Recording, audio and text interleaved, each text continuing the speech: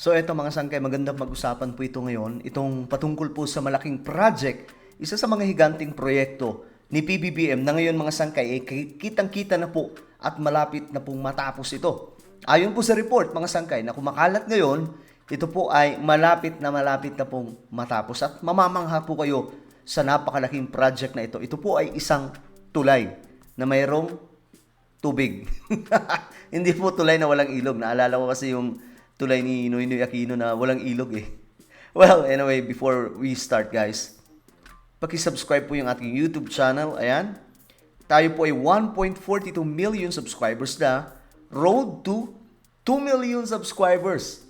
So kung ikaw ay hindi pa po nakakapag-subscribe at nais mong mapabilang sa dumaraming mga solid sangkay, ang gawin mo lamang, i-click nyo po yung subscribe button na makikita po sa baba ng video na to. I-click ang bell at i-click nyo po yung all. Alright? Sa mga nanonood po sa Facebook, i-follow nyo po yung ating Facebook page. Okay. Shoutout ka pala sa lahat ng mga solid sangkay. Mag-comment po kayo sa ibaba ng hashtag solid sangkay kasama po ng inyong mga lugar para magkakilala po tayo dito sa YouTube, maging sa Facebook. Alright? So, ito na mga sangkay. Tingnan po natin. Itong balitang to. Ayan. Ito kasi ay hindi na-highlight no, sa mga balitaan. Pero ito kasi ngayon ay totoong nangyayari na nga po itong mga project na hindi po na ibabalita. Subalit talagang ginagawa mga sangkay. Ayan po, soon to be completed. The Maxima, ito pala yung tawag nun, The Maxima B. Aglipay Bridge connecting Kamalanyugan and Apari West. So ito po yun mga sangkay. Tingnan po natin yung larawan, no?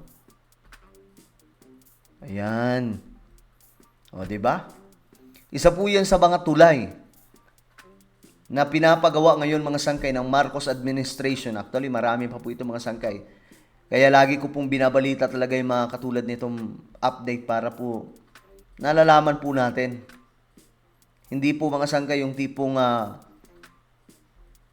more on na lamang po chismisan yung ating naririnig. So ito, mga sangkay, tingnan po natin. Malapit nang magbukas ang makasaysayang Maxima B. Aglipay Bridge na magkokonekta sa Kamalanyugan at Apari West, Cagayan. Isa na namang tagumpay sa ilalim ng Build Better More initiative ni Pangulong Ferdinand Marcos Jr. Ayan po, ito ay sa ilalim mga sangkay ng Build Better More. Okay? Kasi baka isipin na naman ng iba, wala kasi, buti pa kay PRRD dati, meron pong build. Abay, teka lang. Yun ang version ni PRRD. Build program. Ang version naman ni PBBM, Build Better More program or BBM. Parang naipangalan lang din po sa ano niya. Katunog lang din sa BBM na pangalan niya, no?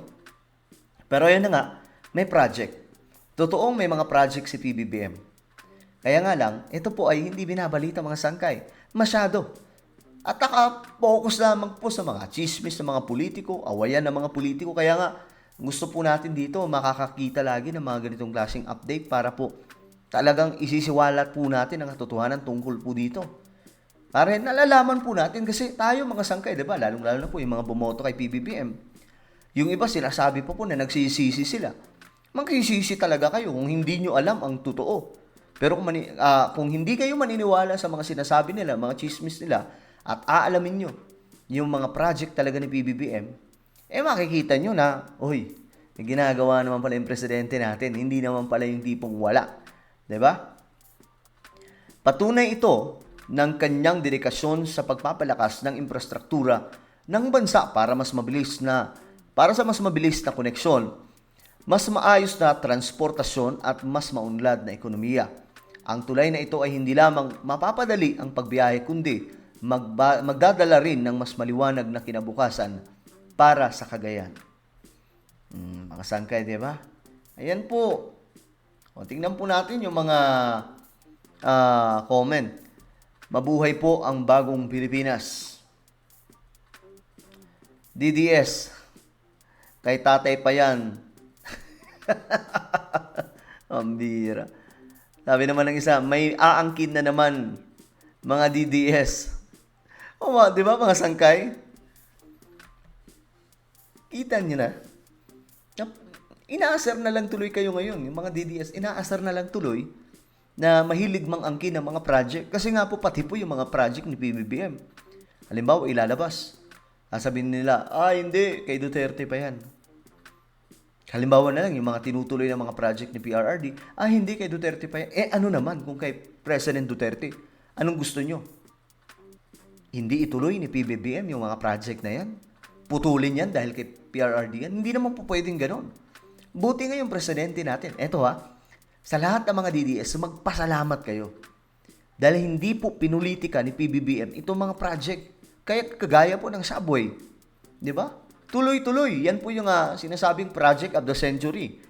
Meron po tayong subway. Hindi nyo lang po nalalaman pero ginagawa po yan ngayon mga sangkay dito sa Metro Manila.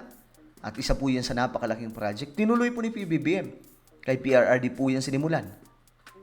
Pero mga sangkay, tandaan po natin na halos lahat ng mga project sa Pilipinas, kopya lamang po sa blueprint na meron po si Ferdinand E. Marcos noon.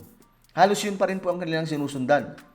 Naibalita na po natin yan dito dati mga sangkay, di ba? Pinag-usapan yun dati nila Erwin Tulfo at Amy Marcos patungkol po sa mga project ni Ferdinand E. Marcos na hindi po natuloy pero nandun sa blueprint.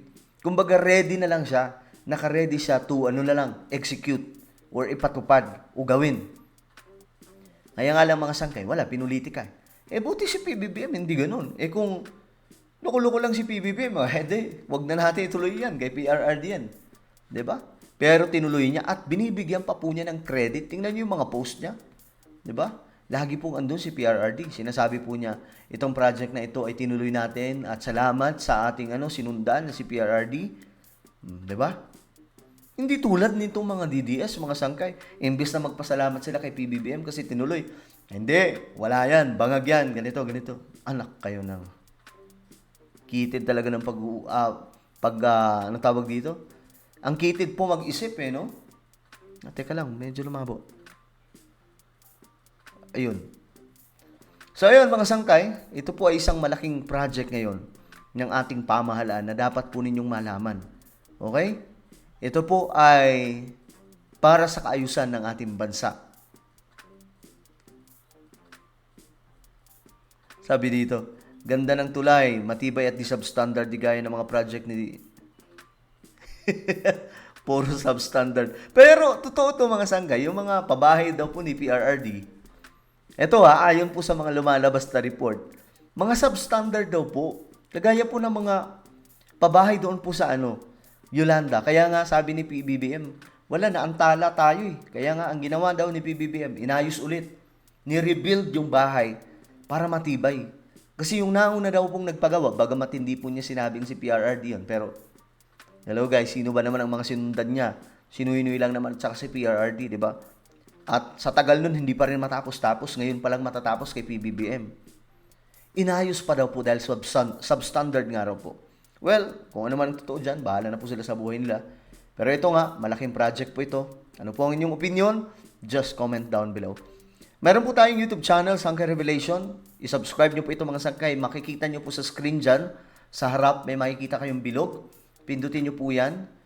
Then click the subscribe, click the bell, and click all. Alright? So ako na po ay magpapaalam. Mag-iingat po ang lahat. God bless everyone.